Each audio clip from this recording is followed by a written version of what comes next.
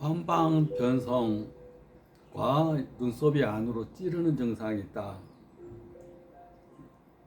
에 대해서 설명하겠습니다. 눈썹이 안으로 찔러 들어와요. 눈썹을 빼도 계속 눈이 찔러요.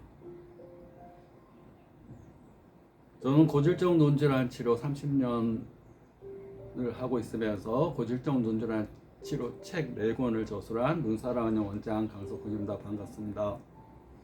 황반 변성. 황반은 망막 중심부에 있는 노란 계란 같은 노란 색깔의 이 황반이라는 세포가 있습니다. 그 황반이라는 거에는 600억 개의 원뿔 모양의 세포로 구성되어 있고 세밀한 글자를 보는 역할, 색을 구분하는 역할, 또 각막에서 초점이 맞춰져 들어온 것을 황반에서 초점을 맞춰서 빛에너지를 전기에너지로 전환해서 시신경을 통해서 대뇌 후두부의 시각 중추로 전달해 주는 역할, 신경을 통해서 전달해 주는 역할을 하게 됩니다.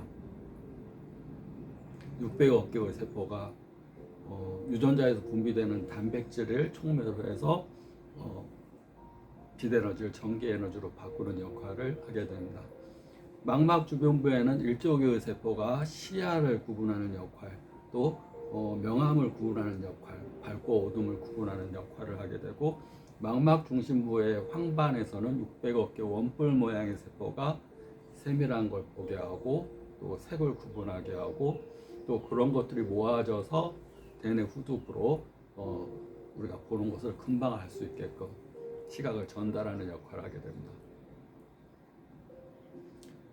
근데 문제는 40대 이후에 이 유전자에서 분비되는 단백질이 원래는 이제 동맥에서 혈액이 공급되면서 노폐물과 드루젠이라는 찌꺼기가 정맥을 통해서 배출이 돼야 되는데, 찌꺼기가 단백질 찌꺼기가 조금씩 남는 겁니다. 다 나가지를 못하고.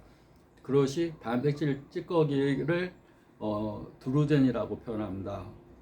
드루젠. 그냥 일반 찌꺼기는 프로브라는 표현을 쓰는데, 이건 단백질 찌꺼기는 드루젠이라는 찌꺼기가 형성이 돼서 자꾸 혈관, 망막에 있는 시신경으로 가는 혈관에 쌓이게 되면서 시신경이 좁아지게 됩니다. 혈관이 좁아지게 됩니다. 혈관이 좁아졌으니까 혈액이 찔끔찔끔 하면서 허혈, 피가 부족해서 시신경이 말라 들어가고 위축돼가는 현상이 오게 됩니다. 시신경이 제 역할을 못하는 증상. 그래서 나타나는 증상이 구부러져 보이고, 휘어져 보이고, 변형돼 보이고, 지워져 보이고, 세포가 죽으면 어둡게 보이고. 이 건성이 있고 습성이 있습니다. 건성은 이렇게 해서 시신경 위축이 오는 것이 건성 90%에 해당되는 거고, 10%는 이렇게 해서 맥히게 되면 이제 신생혈관이 자라나면서 이제 출혈도 되게 되고 황반부가 물에 잠기는 증상, 그러면서 증상이 급격하게 안 좋아질 수가 있습니다.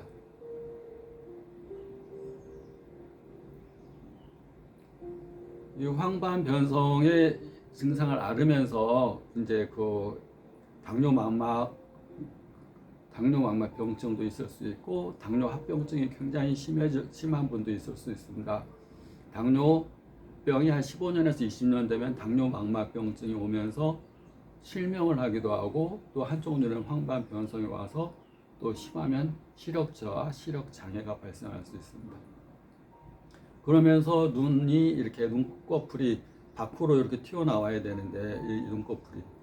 근데 눈꺼풀이 살이 이렇게 부어버리면 역순이 됩니다. 눈꺼풀이 위로 있지 않고 안으로 찌르게 됩니다. 이렇게 눈꺼풀이 이렇게 부었어요. 이렇게 부어서 이렇게 여기가 이렇게 돌출되고, 여기가 눈꺼풀 있는 부위가 안으로 들어가면 찌르겠죠. 왜 붓느냐면 이 우리 안검이 있습니다. 이 안에 뒤집으면 피지선이 위에 30-40개가 있고 밑에 20-30개가 있습니다.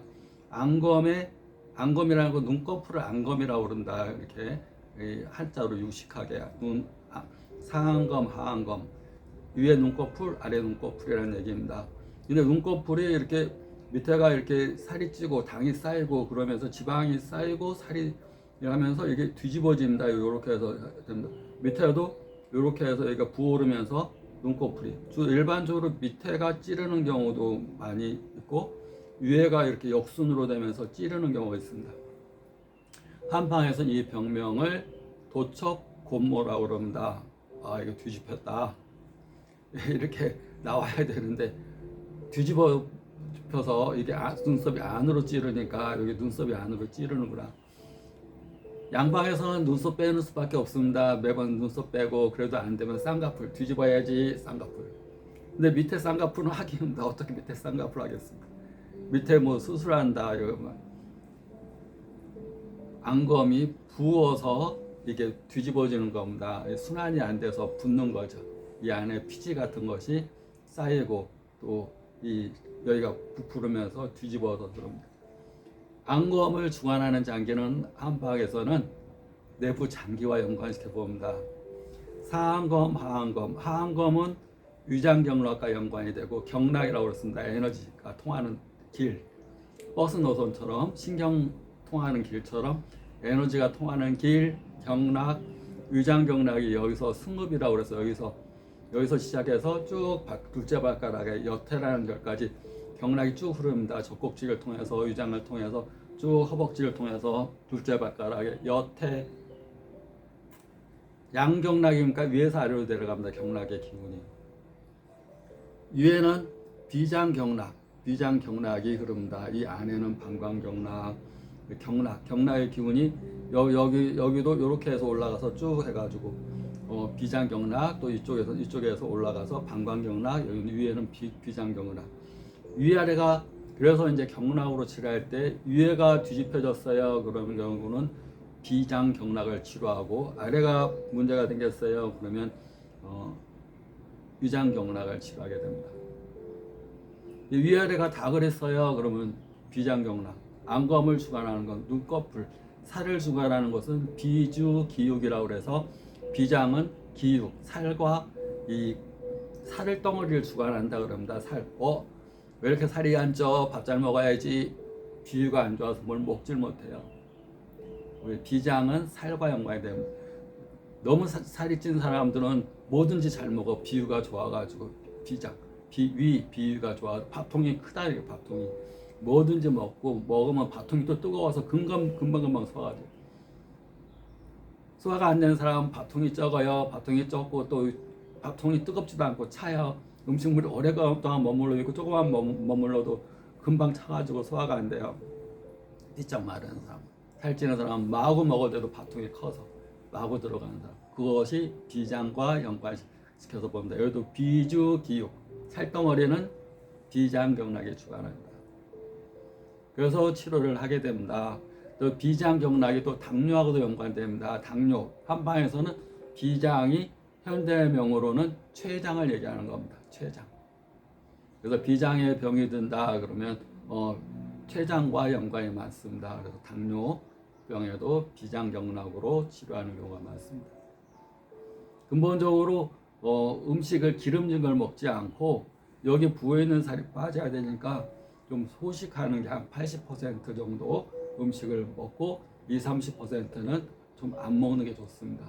특히 어떤 병을 앓는다, 당뇨를 앓는다든가 또 내가 어떤 병이 만성적으로 앓는다든가 그러면 가장 좋은 건 연세가 들수록 욕심을 줄이는 게 좋습니다. 욕심은 물질적인 욕심뿐만 아니라 식욕도 마찬가지, 마음의 욕심도 마찬가지. 줄이고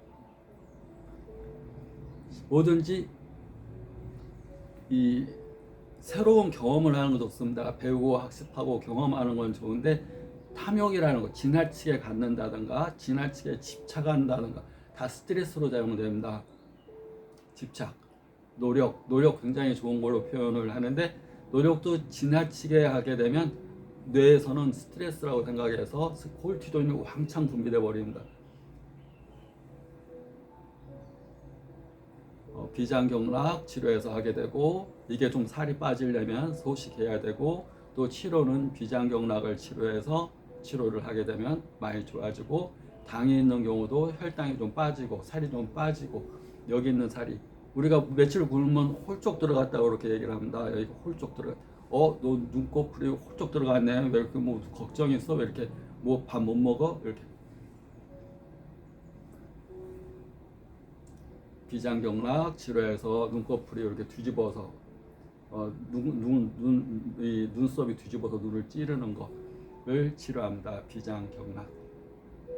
구독, 좋아요 감사합니다.